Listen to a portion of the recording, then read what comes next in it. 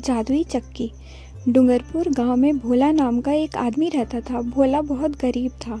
अपनी इस गरीबी के कारण वह अपने परिवार का भरण पोषण नहीं कर पा रहा था। कई दिनों तक उसके परिवार के सदस्यों को भूखा रहना पड़ता था। उस गांव में इतना काम भी नहीं था कि वह मजदूरी करके अपना पेट भर ले, लेकिन फिर भी उसको भगवान पर बहुत भरोसा था। उसका मानना था कि भगवान जो भी करता है सोच समझ कर करता है। हो सकता है भगवान मेरे लिए कुछ दिन बाद अच्छा कर दे, जिससे मेरे परिवार की गरीबी दूर हो जाए। एक रात भोला को एक सपना आया। उसमें उसने एक जादुई चक्की दिखाई दी। वह जादुई चक्की वैसा ही करती जैसा वह कहता। यदि जादुई चक्की से बहुत सारा आटा मांगना हो तो वह आटा दे देती। जो भी अनाज मांगते वह चक्की दे देती। इस जादुई चक्की को सपने में देखकर भोला बहुत खुश हो रहा था। भोला सपने में सोच रहा था कि अब मेरी गरीबी दूर होती नजर आ रही है। वह सपने में चक्की से बहुत सारे सामान मांगता है और धीरे धीरे अमीर हो जाता है।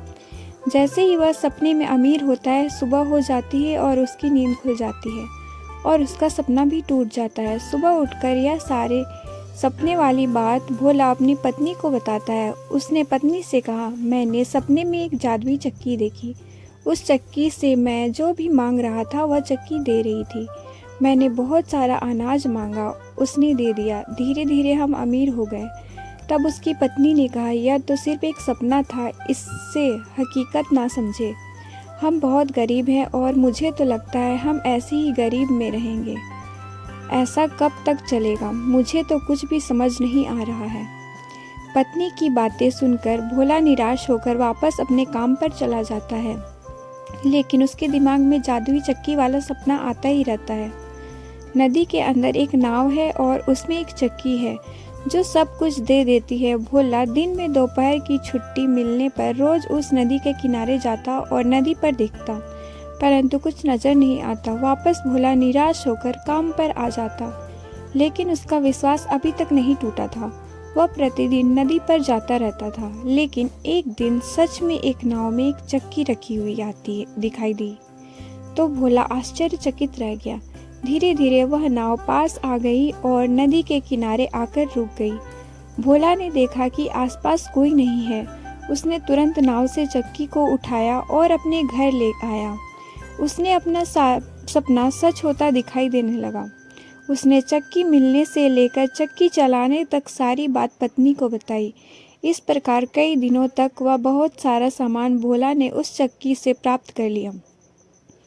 धीरे धीरे उसकी गरीबी दूर हो गई, यहाँ तक कि अब उसे काम करने की आवश्यकता भी नहीं थी। जब भोला के पड़ोसी को यह पता चला कि भोला बहुत कम समय में अमीर हो गया है, तब पड़ोसी ने यह जानना चाहा कि भोला ने ऐसा क्या किया है। कहीं चोरी करना तो शुरू नहीं कर दिया है। उसका पड़ोसी उसकी अमीरी से जलने लगा था। अब वह पड़ोसी पूरे समय भोला के घर पर नजर रखता था। एक दिन पड़ोसी को पता चला कि यह सब चक्की का कमाल है। उस जादुई चक्की से जो मांग रहे थे वह दे रही थी। उस दिन उस पड़ोसी ने जादुई चक्की को चुराने की ठान ली। उस पड़ोसी ने एक रात को वह जादुई चक्की चुरा ली और चक्की अपने घर ले आया। घर आकर उसने अपनी पत्नी से कहा, अब तुरंत हमें यहाँ से दूसरे गांव में चलना होगा। क्योंकि पत्नी को चक्की के बारे में पहले ही बता दिया था, उसकी पत्नी भी तैयार हो गई और दोनों उस चक्की को लेकर नाव में बैठकर नदी पार करने लगे।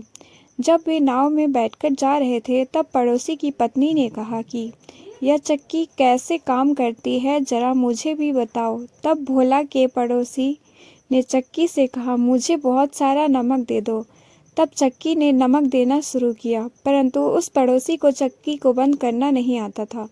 धीरे धीरे उस चक्की ने नाव में नमक का ढेर लगा दिया। पड़ोसी उस चक्की को बंद नहीं कर पाया और नाव में बहुत सारा वजन हो गया। नाव उन दोनों पति पत्नी और चक्की समेत नदी में डूब गई और वह चक्की बंद नहीं हुई। इसलिए कहा जाता है कि वह चक्की आज भी चल रही है और नमक बना रही है। उस नदी के पानी के साथ साथ वो चक्की समुद्र में चली गई। समुद्र में आज भी वह चक्की चल रही है, इसलिए समुद्र का जल आज भी खारा है। आज के इस लेख में हमने आपको जादुई चक्की की कहानी बताई है। हमें उम्मीद है आपको यह कहानी जादुई चक्की की कहानी अच्छी लगी होगी। अगर आपको यह स्टोरी यानी कहानी अच्छी लगी है तो इसे अपने छोटे छोटे प्यारे बच्चों को ज़रूर सुनाएं।